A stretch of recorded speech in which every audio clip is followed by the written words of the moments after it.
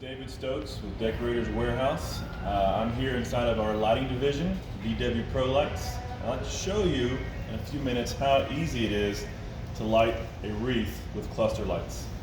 So I've got a 25-foot cluster light strand and a 36-inch wreath.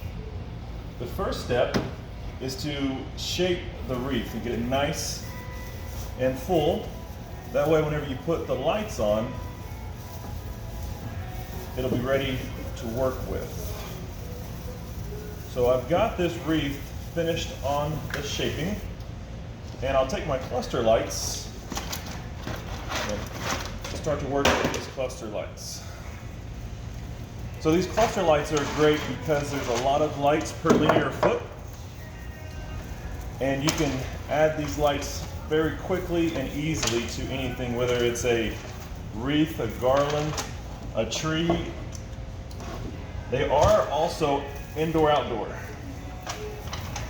So my first step is to actually attach the lights to the wreath. So I'll just pick a spot along the wreath and slide that in between two tips and tie it off with those tips. And then I will find the end of my cluster lights.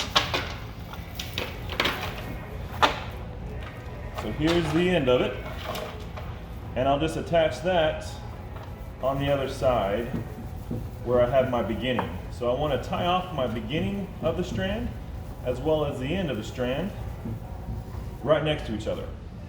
That way I can find the middle or the halfway point of my cluster lights. So I'm going to just take these lights and find the middle. It doesn't have to be perfect.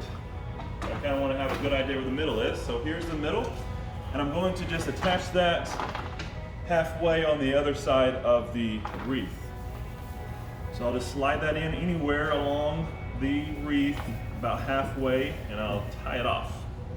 So now I've got this half of the wreath, and I'll take and half the strand again to make it into quarters. So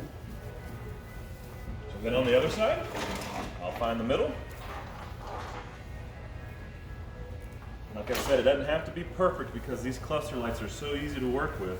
I'm just trying to get an even distribution of the lights throughout the wreath. So I've got it quartered up, and now I can start lighting the wreath. And my lighting pattern is just going to be a back and forth zigzag pattern along the 36-inch wreath. And this wreath is unlit, and I'm adding these cluster lights to it.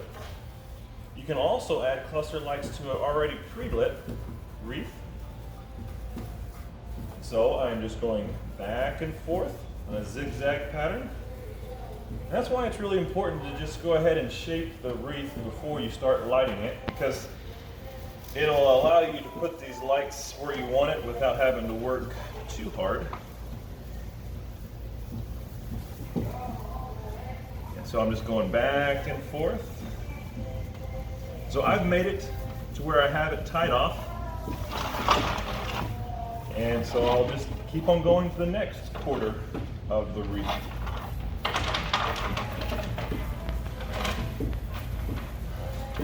So I'm just working these in to the wreath, kind of going in between the needles back and forth. And I like to have the cluster lights lit so I can see where my lights are as I put them on the wreath. One thing I don't do is I don't wrap it around the wreath, because you'll actually have some of the lights on the back side of the wreath where they're not showing. And so these are wonderful, beautiful lights that you will like to have every one of these lights showing on. So now I've made it halfway through. I'm on the third quarter. And what's cool about these cluster lights, especially the 25-foot and the 53-foot strands, is that they come with a lot of lights. So on this 25-footer, I've got 760 lights on this strand. And then on the 53 footer, I've got 1,560 lights. So for a 30-inch wreath or a 36-inch wreath, the 25-foot cluster light strand is perfect for it. As well as a 9-foot garland, I use a 25-foot cluster light strand. Alrighty, so I'm 3/4 of the way done. So I'll just keep on trucking along here and making my zigzag patterns, just going back and forth. And so you can kind of see that I've got it tied off in 4 different places. Right now I'm just placing the lights on, and as I get finished placing the lights, I will then tie them off every so often just to make sure that these lights stay on the wreath as I put them on a gable or a front door or over a fireplace. The options are pretty well limitless as far as what these cluster lights can do and where you can put them.